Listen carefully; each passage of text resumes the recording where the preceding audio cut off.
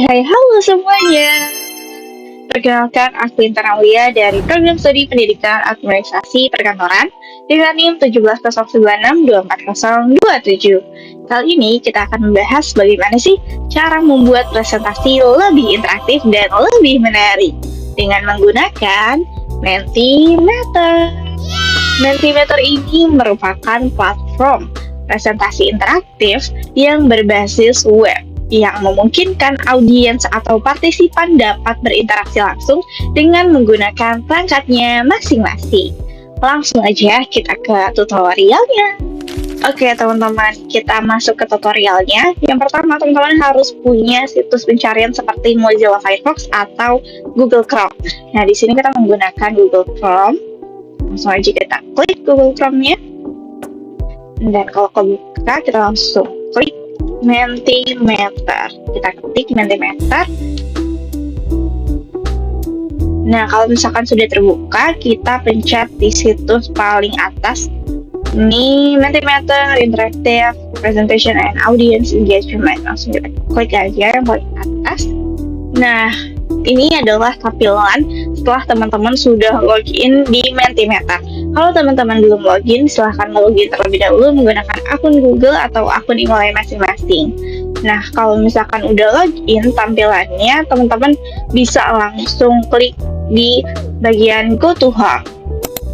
Nah, karena kita ingin memulai membuat slide dari awal, maka kita pencet New Menti. Nah, ini adalah tampilan awalnya. Teman-teman bisa mulai dari awal, start from scratch, atau import slides, atau start with AI. Tapi karena kita baru mulai belajar nih, baru pemula, kita mulai dari nol dengan klik start from scratch. Nah, di sini ada beberapa pilihan fitur interaktif. Ada multiple choice, word cloud, open-ended scales, ranking Q&A, guess the number, dan lain-lain. Di awal ini, sebagai pembukaan, aku mau ketik judul dulu, yaitu di content slides kita klik text. Nah, di sini aku mau ngetik judul materi yang bakal aku presentasiin ke audiens, yaitu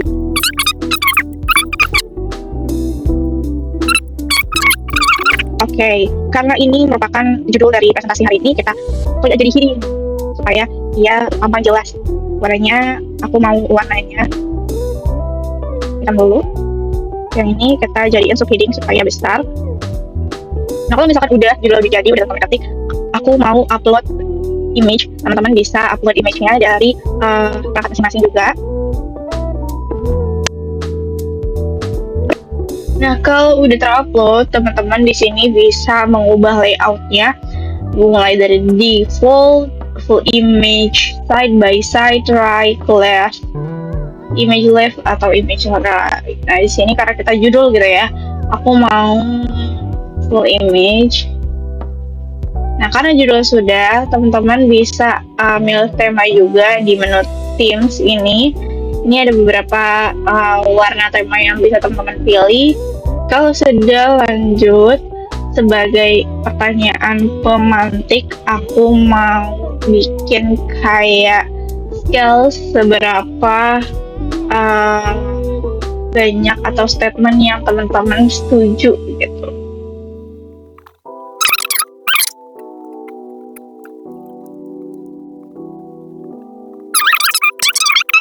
Kemudian untuk mengedit statementnya, teman-teman bisa klik di bagian scales ini di statement, bisa diedit statementnya mau apa.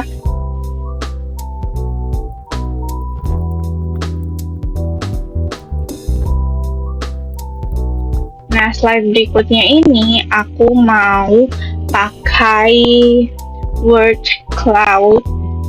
Nah, untuk fitur word cloud ini udah kita tulis. Ketika mendengar kata surat apa yang langsung terlintas di pikiran kamu, nah nanti ini jadi pertanyaan pemantik yang nantinya audiens bisa langsung menulis kata-kata yang terlintas di pikiran mereka gitu ya.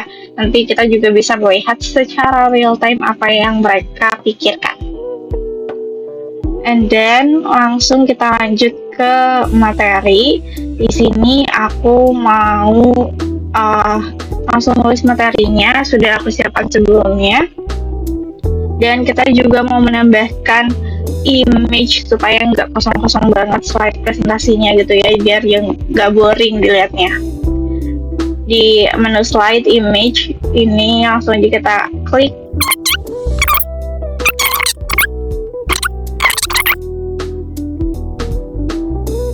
Mau di sebelah mana? Ini kita adjust saja di sebelah kiri ya. Oke, materinya sudah. Kita klik lagi new slide. Setelah materi kita mau buat pertanyaan pemantik untuk ke materi selanjutnya menggunakan dengan multiple choice.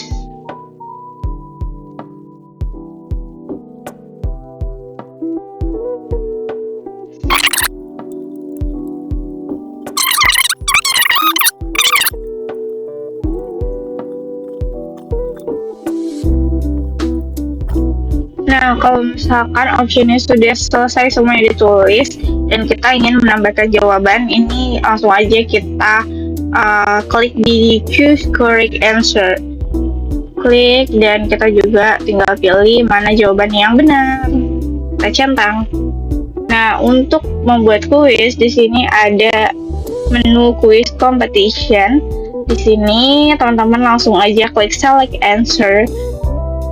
Kenapa sih harus ketik yang di quiz competition gitu? Apa bedanya sama multiple choice? Nah, kalau misalkan di quiz competition ini, di menu ini itu teman-teman langsung ada leaderboardnya. Jadi nanti siapa yang dapat menjawab pertanyaan itu nanti akan muncul di leaderboard.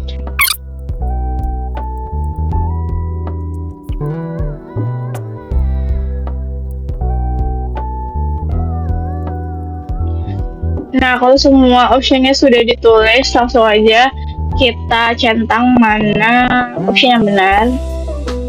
Terus kalau misalkan mau disetting kira-kira waktunya berapa detik untuk audiens bisa jawab, ini juga teman-teman bisa enable quiz musik kalau misalkan teman-teman mau pakai musik gitu ya sambil nunggu detiknya berjalan terus ada musiknya. Nah, karena quiz ini kita mau bikin 3 pertanyaan, ini caranya masih sama, jadi langsung aja dicepetin gitu ya buat ya.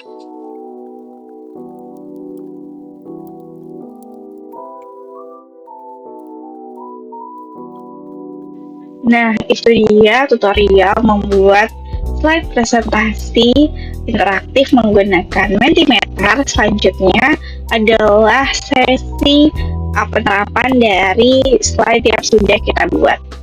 Bismillahirrahmanirrahim. Assalamualaikum warahmatullahi wabarakatuh. Ya, selamat malam teman-teman semuanya.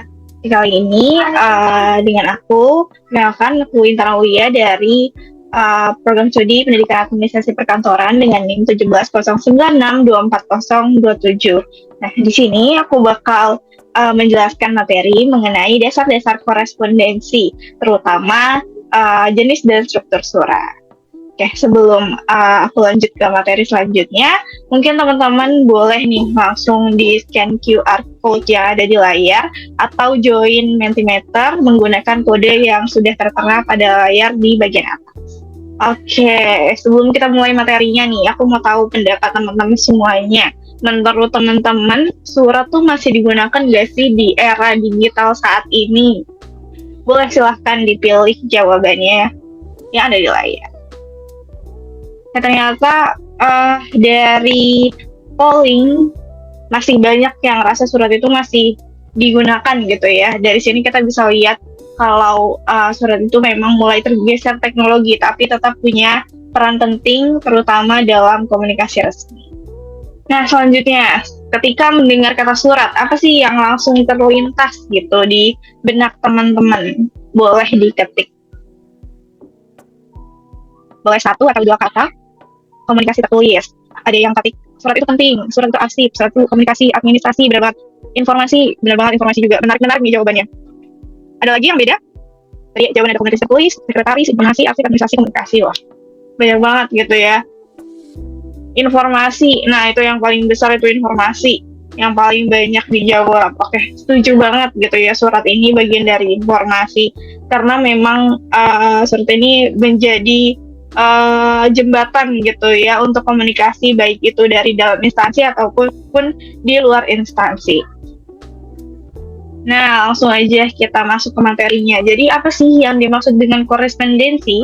Korespondensi adalah kegiatan surat menyurat yang dilakukan oleh individu atau instansi untuk menyampaikan informasi secara resmi. Nah, fungsi surat sendiri itu ada media komunikasi resmi, bukti tertulis, alat dokumentasi, dan tentunya sarana penyampaian informasi. Nah, selanjutnya kita sebelum masuk nih ke jenis-jenis surat, teman-teman kira-kira tahu nggak sih surat yang diterima oleh suatu instansi itu disebut surat apa? Yang benar adalah surat masuk. Jadi surat masuk ini adalah surat yang diterima oleh suatu instansi ya teman-teman. Nah, tadi teman-teman sudah melihat jenis surat berdasarkan arus, salah satunya surat masuk. Selain surat masuk juga ada surat keluar, yaitu surat yang dikirim atau dikeluarkan oleh suatu instansi. Selain surat berdasarkan arus, teman-teman juga harus tahu jenis surat berdasarkan isinya. Di antaranya ada surat penawaran, surat pemesanan, surat permohonan, dan juga surat pemberitahuan.